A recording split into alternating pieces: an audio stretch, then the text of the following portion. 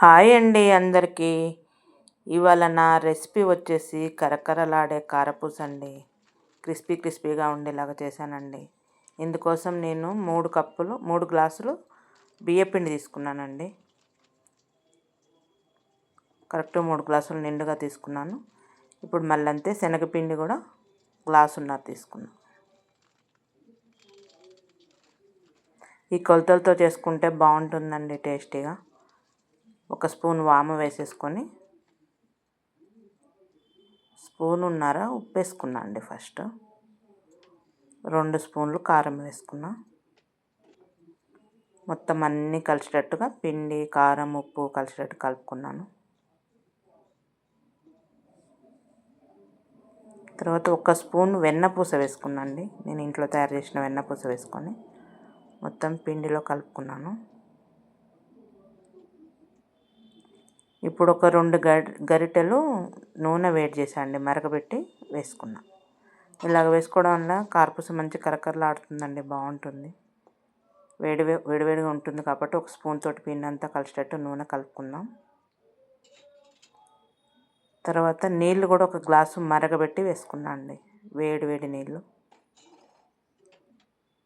మళ్ళీ స్పూన్ తోటి పిండి అంతా కలుపుకొని కొంచెం చల్లారేంత వరకు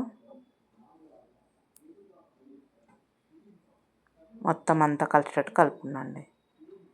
ఇప్పుడు స్పూన్ తీసేసి కొంచెం చల్లారాక పిండి చేతితోటి కలుపుకున్నా.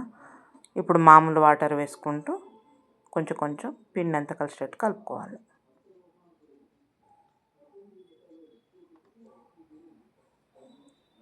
కలుపుకున్నాండి. ఉప్పు చూస్తే తక్కువైంది, మళ్ళీ హాఫ్ స్పూన్ ఉప్పు వేసేసుకొని పిండిలో కలిపేసుకున్నా. మొత్తం ఈవెన్గా మంచిగా కలుపుకొని పక్కన పెట్టేసుకున్నా అండి. ఇప్పుడు కళాయి పెట్టుకొని నూనె వేసేసుకున్నాం. పిండి వంటలకు ఎప్పుడైనా ఇనప కళాయి వాడితే బాగుంటుందంటండి. నూనె కూడా ఎక్కువ కాలదంట. ఇప్పుడు కారపూస చేసేది తీసేసుకొని దీంట్లో మిషన్లో పిండి పెట్టేసుకున్నా అండి. నూనె కాలిందో చూసేసుకొని కాగాక కారపూస కళాయిలో ఒత్తేసుకున్నా. నూనె బాగా కాలాకే వేసుకోవాలండి, లేకపోతే నూనె బాగా పీల్చుకుంటుంది, కారపూస సరిగ్గా కాలదు.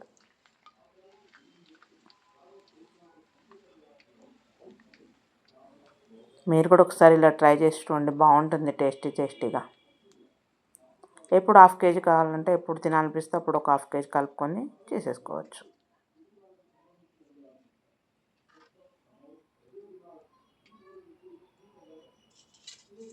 ఇలాగా గిన్నెలోకి తీసేసుకున్నా, చిల్లుల గంటలు దాని గిన్నెలోకి. మళ్ళీ ఇంకోటి కూడా అలాగ చిన్నగా వేసుకున్నా అండి, నూనె పైకి తెలుకున్నాను. చిన్నగా వేసుకొని కాల్చుకున్నా. ఒక 1/2 అవర్లో అయిపోతుందండి చేయడం, ఈజీ మెథడ్. పిల్లలు అందరు ఇష్టంగా తింటారు, టేస్టీగా ఉంటుంది. ఇలా మీరు కూడా చేసుకొని తినండి. పండగలు వస్తున్నాయని టెన్షన్ లేకుండా హాయిగా చేసేసుకోవచ్చు. అంతే, నా ఛానల్ సబ్స్క్రైబ్ కూడా చేసుకోండి. నా రెసిపీస్ అన్నీ ఒకసారి చెకప్ చేసి చూడండి. నచ్చితే ఒక లైక్ చేయండి. అంతే, సబ్స్క్రైబ్ కూడా చేసుకోండి. మీరు ఒకసారి చేసుకొని తిన్నాక అంతే కామెంట్ కూడా పెట్టండి. ఓకే అండి, కారపూస అయితే ఇలాగ రెడీ అయిపోయింది. తినడానికి రెడీగా ఉంది. మీరు కూడా చేసుకొని తినేయండి.